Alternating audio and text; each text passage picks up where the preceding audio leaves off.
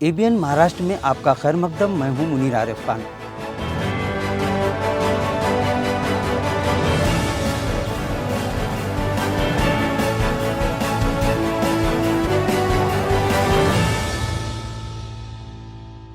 ABN Maharashtra में आपका खैर मकदम। मैं हूं मुनीर आरिफ खान।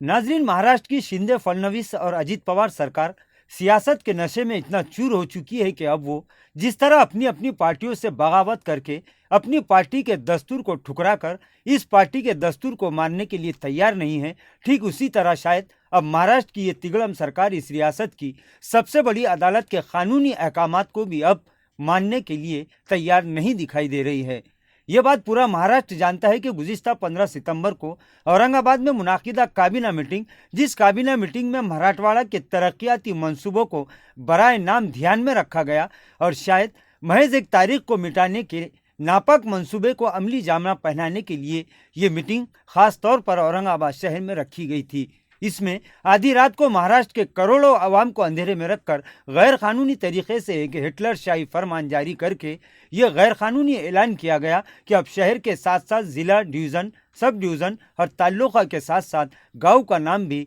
बदल दिया गया है। हालांकि एक आदमी भी नाजरीन इस बात से अच्छी तरह से वाकिफ़ है कि यह मामला अदालत में ज़ेर बहस है, तो क्या हुकूमत इससे बाखबर है? लेकिन कानून के महाफिज़ खुद कानून की धज्जियाँ उड़ाकर आवाम को कानून का पाठ पढ़ा रहे हैं।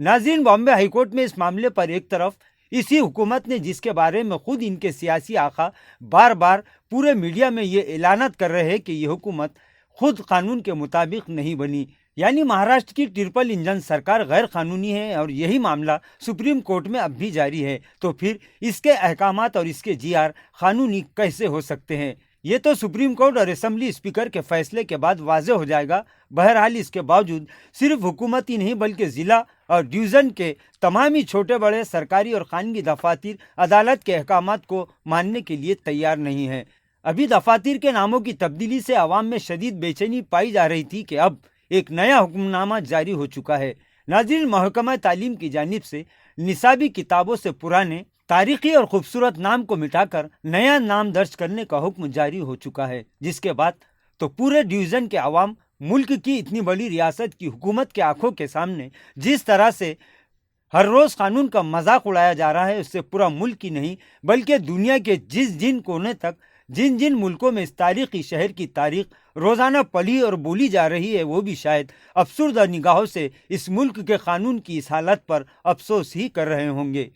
ये बात आज सही साबित हो रही है कि अब महाराष्ट्र में भी कानून के दो पैमाने हो चुके हैं, क्योंकि गुज़िश्ता दिन आज़ाद स्वाभिमानी सेना के बैनर तले दो नौजवान औरंगाबाद और उस्मानाबाद नाम तब्दीली के खिलाफ डिविजनल कमिश्नर ऑफिस के रूबरू भूख हड़ताल पर बैठे थे और तकरीबन 4 दिन गुजरने के बाद इलाकाई इंतजामिया की जानिब से इन नौजवानों को एक लेटर जारी करके इनसे ये दरख्वास्त की गई कि चूँकि ये मामला अदालत में चला गया है, लिहाजा अब इंतजामिया और हुकूमत इस मामले में कुछ भी नहीं कर सकती। लिहाजा जब तक अदालत का कोई फैसला नहीं हो जाता, इस वक्त तक इंतज़ार करे और अपनी भूख हड़ताल मौकूफ़ कर दे। जिसके बाद भूख हड़ताल तो ख़त्म करवा दी गई, लेकिन दूसरी तरफ ज़िला परिषद इंतज़ामिया अदालत में मुकदमा जारी रहने के बावजूद इसी तरह के अहकामात कैसे दे सकता है, ये अदालती से पूछना होगा। बहरहाल अब भी वक्त है कि सिर्फ सियासी, समाजी, फलाही तंजीमें ही नहीं बल्कि तमामी एजुकेशन सोसाइटीज़ और इनके कर्ता धर्ता जो अब तक उर्दू की रोटी तोड़ रहे हैं,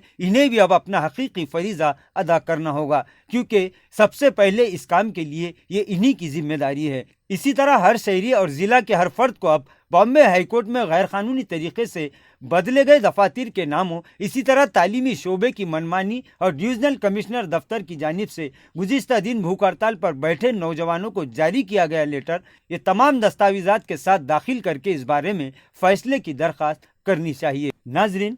निसाबी किताबों में नाम तब्दील होने के बाद दोबारा इसे दुरुस्त करने में बहुत वक्त लगेगा, लिहाजा जल्द से जल्द इस मामले को संजीदगी से लेते हुए अदालत, जिला परिषद और पूना तक तमामी तालीमी शोबों को लेटर जारी करना ज़रूरी है, क्योंकि तालीमी शोबे की जानिब से अब ये भी अहकाम जारी कर दिए गए हैं कि तलबा और उनके सरपरस्तों को भी तब्दीली नाम से आगाह कर दिया जाए। नाजरीन, कहीं ऐसा ना हो कि देर हो जाए اصل امتحان اب شروع ہوگا کہ عوام کے ساتھ ساتھ قیادت اس معاملے پر کیا رخ اختیار کرتی ہے، اور وہ قیادت بھی جسے اپنا سب کچھ لٹا کر عوام نے قیادت کے سنہاسن پر بٹھایا ہے۔ ناظرین، اسی طرح تمامی عوام کے ساتھ ساتھ سیکولر عوام سے بھی درخواست ہے کہ اس معاملے کو پوری طرح سے قانونی دائرے میں رہ کر ہی انجام دے۔ اس وقت پورے ملک میں اگر کسی پر اعتماد کیا جا سکتا ہے تو وہ سپریم کورٹ ہے۔ اس ملک کی سب سے بڑی عدالت ہی اس معاملے پر صحیح رخ طے کر سکتی ہے، لہٰذا جتنا ممکن ہو سکے اس تاناشاہی فرمانوں کے خلاف